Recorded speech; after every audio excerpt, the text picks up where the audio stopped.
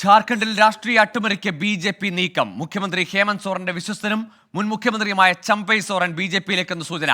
6 എം.എൽ.എമാരുമായി ചമ്പൈ സോറൻ ഡൽഹിയിലെത്തി. അച്യുതൻ ചേരുന്നുണ്ട് വിശദാംശങ്ങളുമായി. അച്യുതൻ, ഹേമന്ത് സോറൻ ജയിലിലേക്ക് പോകുമ്പോൾ മുഖ്യമന്ത്രി സ്ഥാനം ഏൽപ്പിച്ച ആളാണ് ചമ്പൈ സോറൻ. അത്രത്തോളം മുതിർന്ന നേതാവ്, അത്രത്തോളം വിശ്വസ്തനായിരുന്ന നേതാവ്. എന്താണ് അവിടെ സംഭവിക്കുന്നത്?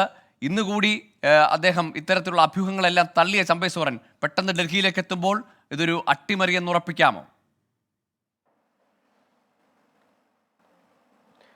ഗോകുൽ, കഴിഞ്ഞ കുറച്ച് ദിവസങ്ങളായി തന്നെ ആ അഭ്യൂഹങ്ങൾ ശക്തമാകുകയാണ്. ജാർഖണ്ഡ് നിയമസഭാ തെരഞ്ഞെടുപ്പ് അടുത്തു നിൽക്കുന്ന ആ ഒരു വേളയിൽ ഇത്തരത്തിലുള്ള രാഷ്ട്രീയ നീക്കങ്ങൾ കൂടി ഒരു ഭാഗത്ത് നടക്കുന്നു എന്നുള്ളതാണ് വ്യക്തമാകുന്നത്. ഈ ചമ്പൈ സോറൻ ഇതുമായി ബന്ധപ്പെട്ട ഈ ബി.ജെ.പിയിലേക്ക് എന്നുള്ള അഭ്യൂഹങ്ങൾ തള്ളി അദ്ദേഹം പ്രതികരിച്ചിരുന്നു. പക്ഷേ അദ്ദേഹവും ഇപ്പോൾ 6 എം.എൽ.എമാരുമാണ് ഡൽഹിയിലേക്ക് എത്തുന്നത്. അതിൽ പ്രധാനമായുമുള്ള ഒരു രാഷ്ട്രീയ വിലയിരുത്തൽ എന്നുള്ളത് ഈ ഇ.ഡി ഖനന അഴിമതി കേസിൽ ഇ.ഡി ഹേമന്ത് സോറനെ അറസ്റ്റ് ചെയ്യുന്നു. തുടർന്നാണ് ചമ്പൈ സോറൻ മുഖ്യമന്ത്രി സ്ഥാനത്തേക്ക് വരുന്നത്. എന്നാൽ ഹേമന്ത് സോറന് കേസിൽ ജാമ്യം ലഭിക്കുന്നതിനെ തുടർന്ന് അദ്ദേഹം ജയിൽ മോചിതനാവുകയും അദ്ദേഹം വീണ്ടും മുഖ്യമന്ത്രി പദത്തിലേക്ക്, ജാർഖണ്ഡിന്റെ മുഖ്യമന്ത്രി പദത്തിലേക്ക് വരികയായിരുന്നു.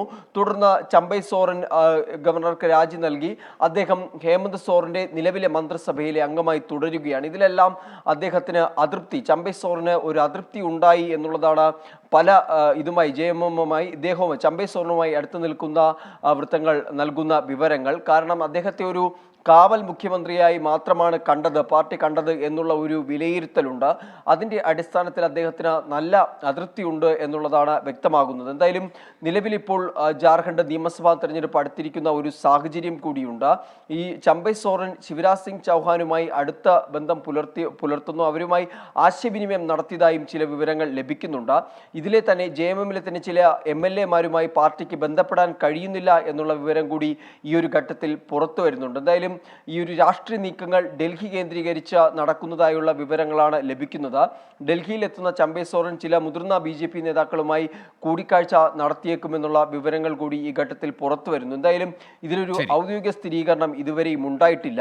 നേരത്തെ ഈ അഭ്യൂഹങ്ങൾ അല്ലെങ്കിൽ ഇത്തരത്തിൽ പ്രചരിക്കുന്ന വാർത്തകൾ അത് ചില കിംവദന്തികളാണ് എന്ന തരത്തിലായിരുന്നു ചമ്പൈ സോറൻ പ്രതികരിച്ചത്. പക്ഷേ ആ സാഹചര്യത്തിലും നമ്മൾ അന്ന് കാണേണ്ടത് ബീഹാറിലെ ആ ഒരു രാഷ്ട്രീയ നീക്കങ്ങൾ തന്നെയാണ്. അന്നും നിതീഷ് കുമാർ പാർട്ടി വിടില്ല, അല്ലെങ്കിൽ ഇന്ത്യ സഖ്യം വിടില്ല എന്ന് ഉറച്ചു പറഞ്ഞ ഒരു പ്രതികരണങ്ങൾ, അതിനുശേഷം അദ്ദേഹം മറുകണ്ഠം ചാടിയതെല്ലാം മുന്നിലുള്ള യാഥാർത്ഥ്യങ്ങളാണ്. അതുകൊണ്ട് തന്നെ പ്രതികരണങ്ങൾ നമ്മൾ വിലയിരുത്തുമ്പോൾ ഒരിക്കലും അത് തുടർന്നുള്ള ഭാവിയിലേക്കുള്ള ഒരു നീക്കങ്ങൾ എന്ന് വിശേഷിപ്പിക്കാൻ കഴിയില്ല. എന്തായാലും നിലവിൽ അത്തരത്തിലുള്ള രാഷ്ട്രീയ നീക്കങ്ങൾ ബി.ജെ.പി നടത്തുന്നുണ്ട്. നേരത്തെ ചമ്പൈ സോറന്റെ പ്രവൃത്തിയിൽ അസം മുഖ്യമന്ത്രി അദ്ദേഹം പ്രശംസിക്കുന്ന ഒരു സാഹചര്യമുണ്ടായി.